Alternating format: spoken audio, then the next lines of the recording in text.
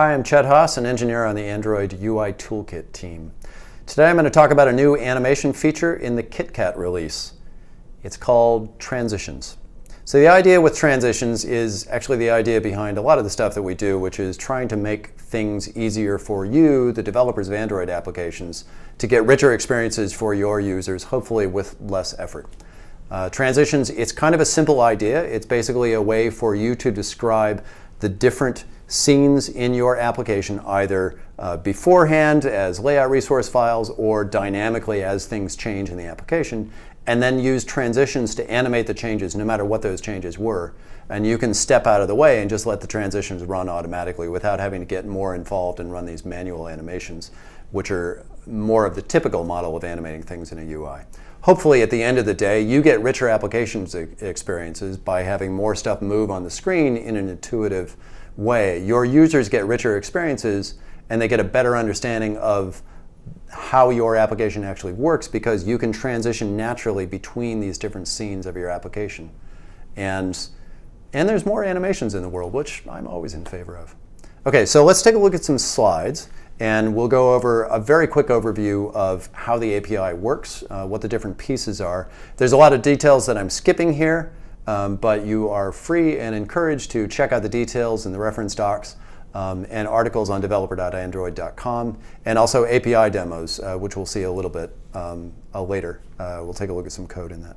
Okay, so first we start out with the idea of a scene. You can think of this as a layout. It's basically a view hierarchy that describes what this particular scene looks like. This could be the scene of the entire application in a particular screen, or it could be some sub-hierarchy. In this particular case, the scene describes this situation where we have a text view, an edit text, and a button. Fairly simple.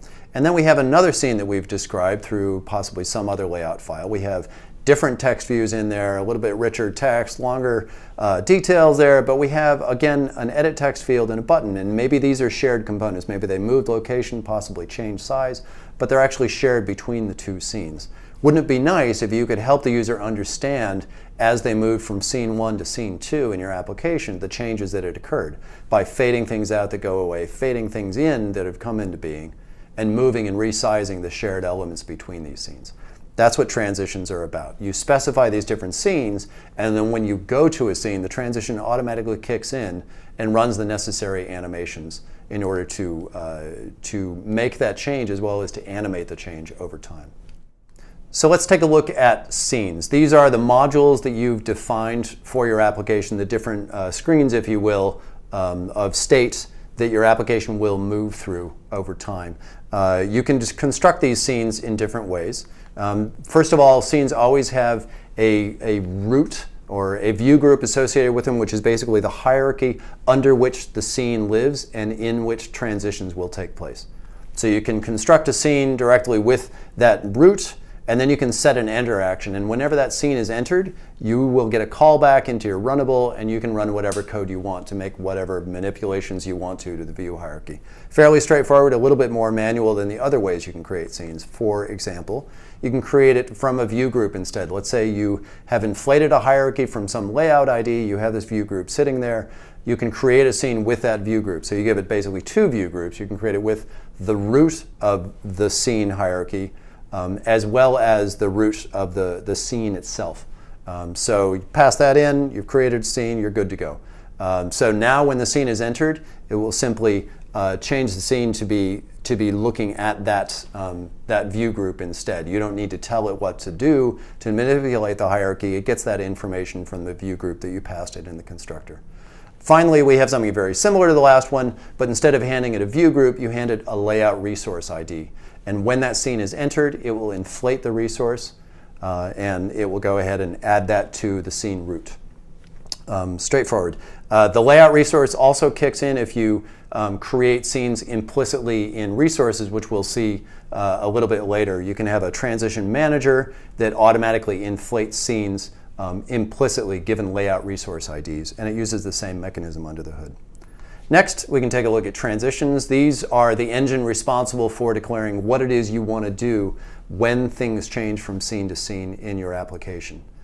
So these basically listen for changes before and after and compare those values, and then based on changes that occurred to any view in the scene hierarchy, they'll create an animator that then gets run to animate those changes. There's a few different ways to create transitions. You can just create these things directly. We have some defined in the framework already. There's a change bounds, which will move and resize objects that change between scenes. There's a fade that will fade things in and out according to whether they come or go between scene changes.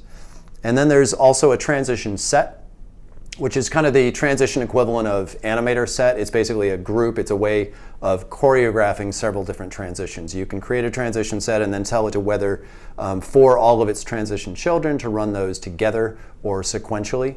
And it can also be a hierarchy of sets, so you can have a much more complicated mechanism that runs several transitions, in parallel or one after another to get a more interesting animation experience.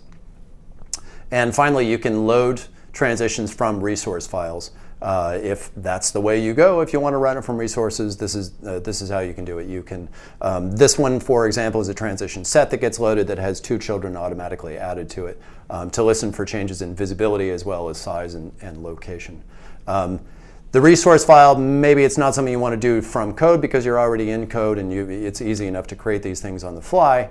On the other hand, this is the mechanism that is used by Transition Manager when it inflates a graph of information, which we'll see soon, but not on this slide yet. Finally, there's an idea of custom transitions. So we've defined, as I said, a couple of canonical transitions which automatic transitions will use on the fly. There's change bounds, which moves and resizes views, and there's also fade, which deals with visibility information, fades things in and out. Fairly straightforward, probably the behavior you want in most cases. But if you want to define your own transition, for example, if when something comes into being, you didn't want it to fade in the middle of the screen where it lives, but you actually wanted to slide it in from the right, then you can write a custom transition. You would simply subclass the transition class itself, and then you override the 3 methods that do what it is you want to do.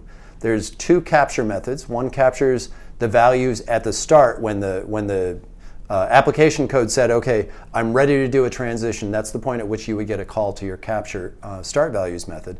And you would go ahead and just read from the view objects anything you wanted to that affected your transition. So you could read the layout position, for example, or the visibility information that you care about. And then you get a call to capture end values when the transaction actually wants to run, when it wants to start.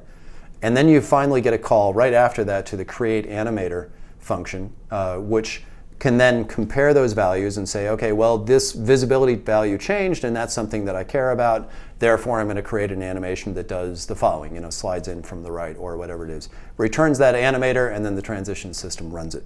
So there's a lot of stuff that we just ship with the framework for free and you can simply use implicitly when you run a transition, but if you want to create custom transitions, fairly straightforward to do that.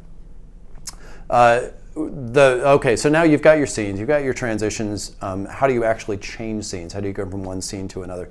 You could just enter a scene. There's no transition involved there. You're basically just saying, here's the scene I want you to load, and it will do that. It will run the code that was in your runnable. It will inflate the layout resource file that you gave it, whatever. It'll enter the scene. Nothing much going on there, certainly no interesting animations.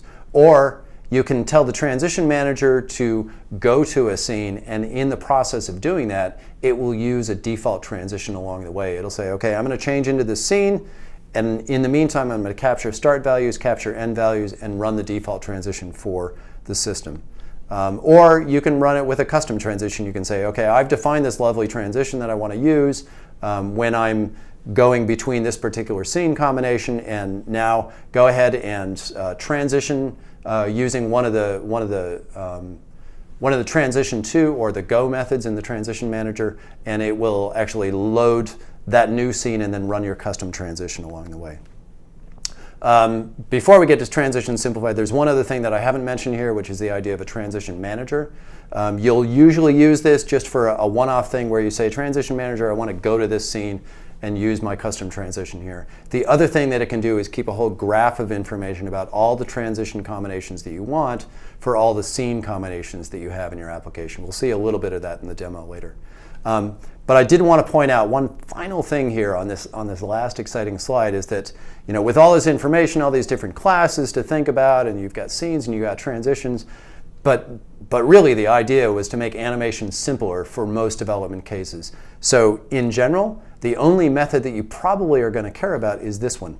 Call it Transition Manager Begin Delayed Transition, and then give it the scene root that you want to run the transition on. What that does is kicks in all of the process that is going to capture the current values, and then it's going to spawn a layout and rendering run, and then in the middle of that frame, it's going to capture the end values, figure out where things are, and then run an automatic transition for you. In most cases, this is all that you actually care about.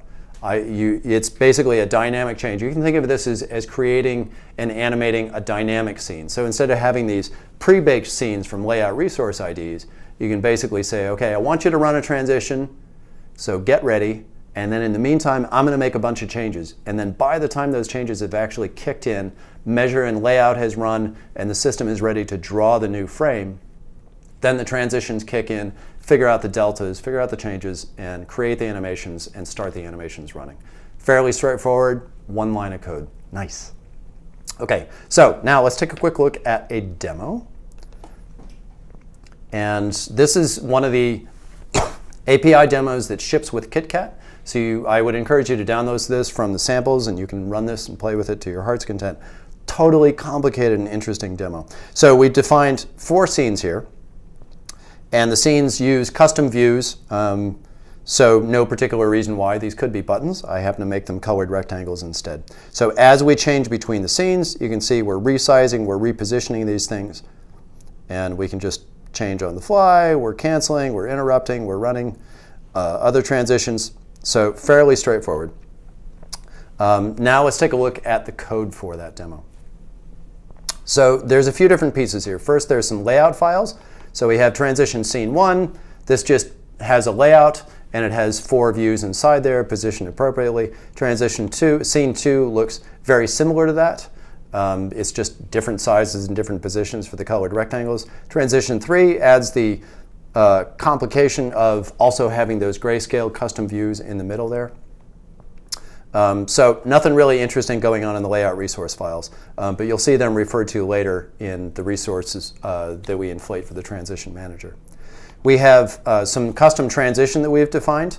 This is simply a change bounds, nothing really interesting here. It's just the standard change bounds that we're going to run. But we refer to this resource later when we inflate the transition manager. Here's a little bit more interesting one. This is a transition set. It's going to run in the default mode where all the transitions run in parallel. It's going to run a change bounds at the same time as it's going to run a fade transition. And the fade is going to be targeted at a specific view, and we use IDs to associate with views. So that means the fade is not generally applied to everything on the screen, but we're saying, hey, I want you to run this specific transition on this specific view in the hierarchy. Fade out is very similar, although in this case it's going to run the transition sequentially. So it's going to run the change bounds on any things that change position and size, and after that's done, it's going to run the fade. And then finally, we have a transition manager, which we haven't really seen yet. This is the object that keeps a graph of what you want to happen as you go from scene to scene in your application. You can define here, I mean, if you don't need any custom transitions, then you wouldn't care about Transition Manager. You would just run transitions. But if you care that when you go from scene 1 to scene 2, you want this particular custom transition, but from scene 2 to scene 3, you want a different one, this is how you would define it, at least in resource files. So you create a Transition Manager, and then you have several transition objects that define the interaction that you want in any of these particular scenes. Scene changes. So we have a from scene that refers to a layout file, and that's implicitly going to inflate that layout resource file and create a scene out of it. We have a to scene, same thing. It's going to create a scene from that layout file. And then we have the transition that it's going to refer to in another transition resource file like the ones that we just looked at. So that's all the resource stuff. Now let's look at the code, which is in transitions.java. And in the API demos, you'll see this in the animations directory, and it's called Simple Transitions.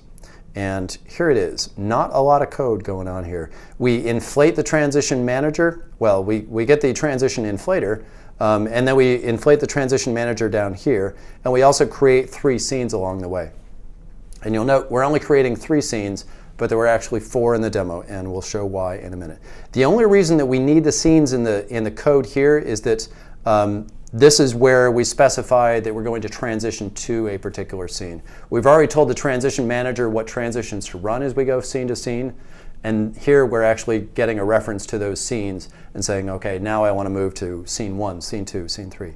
And we do that down here. When we click on the radio button in the demo, we get a call to one of these items, and we say, okay, transition manager, I want you to transition to the next scene. And it'll load the scene, it'll figure out the changes, and run the transition that we specified in the transition manager resource file that we saw. Finally, there is a 4th scene in there that has nothing to do with these scene objects that we inflated, but instead this is what I referred to before as a dynamic scene, because we're basically changing the view hierarchy on the fly and having the transition manager or the transition system in general basically automatically animate all the changes there. We call the magic method called begin delayed transition. We hand it a scene root that we're going to operate on. We call this helper method called set new size, and basically we make arbitrary changes inside the view hierarchy. This comes in here, it sets some new layout parameters on the views. This will spawn a request layout internally. Things inside the scene root will end up being relayed out and re-rendered, and when that happens, transition system notices that things have changed and it runs transitions automatically. As you saw in the demo, things move around, things resize with this single line of code. So that's transitions. It's a new feature in KitKat.